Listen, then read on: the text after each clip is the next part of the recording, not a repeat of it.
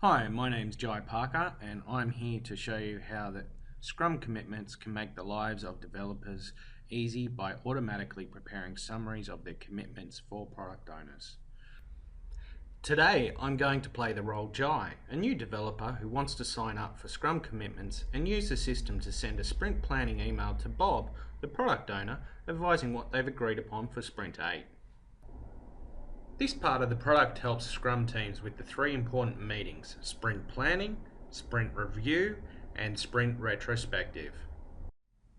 Jaie is going to start by signing up for an account, entering his details,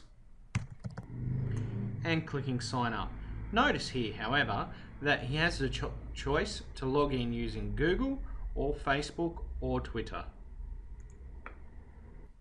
Now that Jaie's created his account, let's go and use the system.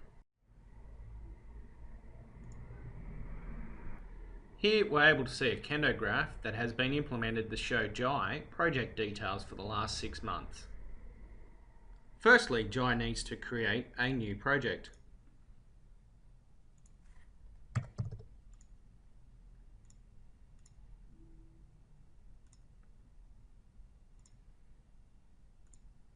Notice that we've used Kendo date pickers here to enhance the user experience. Adding some specific notes for this project. Jaie would like to highlight some information that he believes is important.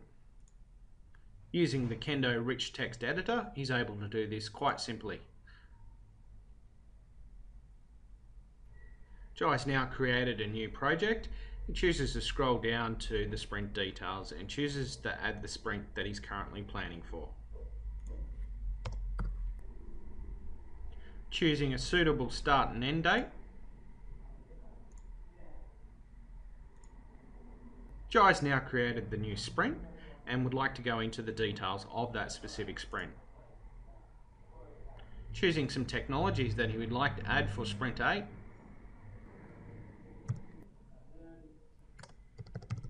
Structure map, which is currently being used in the back end of our system for dependency injection purposes.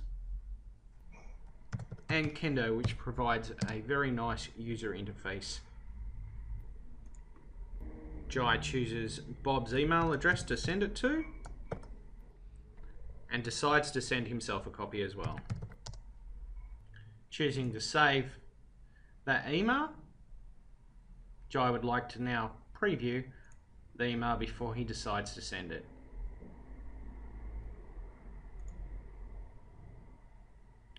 Jaie then chooses to send the email. And Jaie can see the mail's been sent successfully.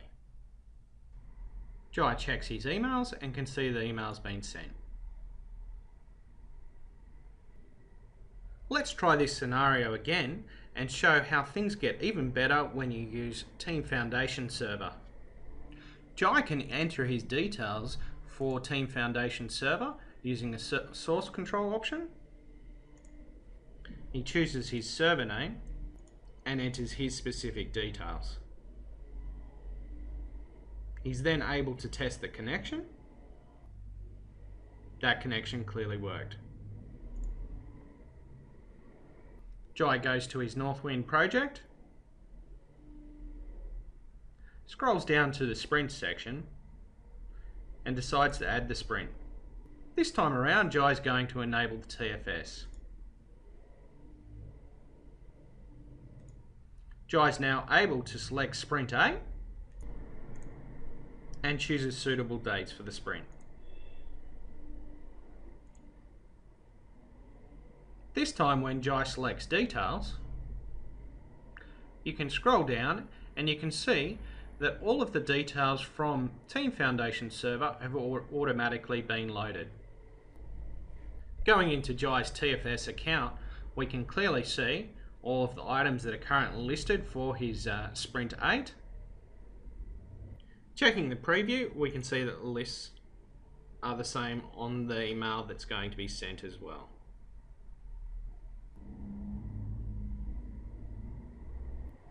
We can then choose to send the email once again and can see the email has been sent successfully. Checking our inbox, we can see all the items are once again there. In summary, Jaie could do a similar thing for both the review and the retrospective meetings.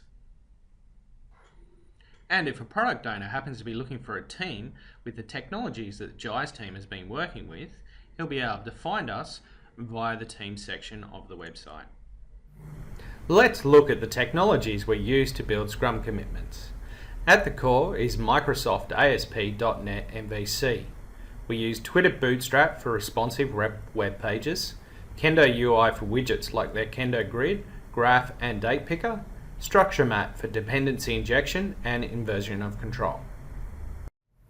Scrum Stars also used Microsoft Team Foundation Server, TFS, for Git source control, and also for managing our Scrum processes, like managing our project backlog, sprints, and coordinating who was working on each task each week. This enabled us to get some data about how we were progressing during Fire Bootcamp. Here you can see the Scrum Stars burn down charts from week 1 all the way through to week 8, and you can see how we've vastly improved. Next is our velocity for the last 5 weeks, and finally our cumulative flow of how we've progressed throughout the project. So why not go to scrumcommitments.com and try it out for yourself.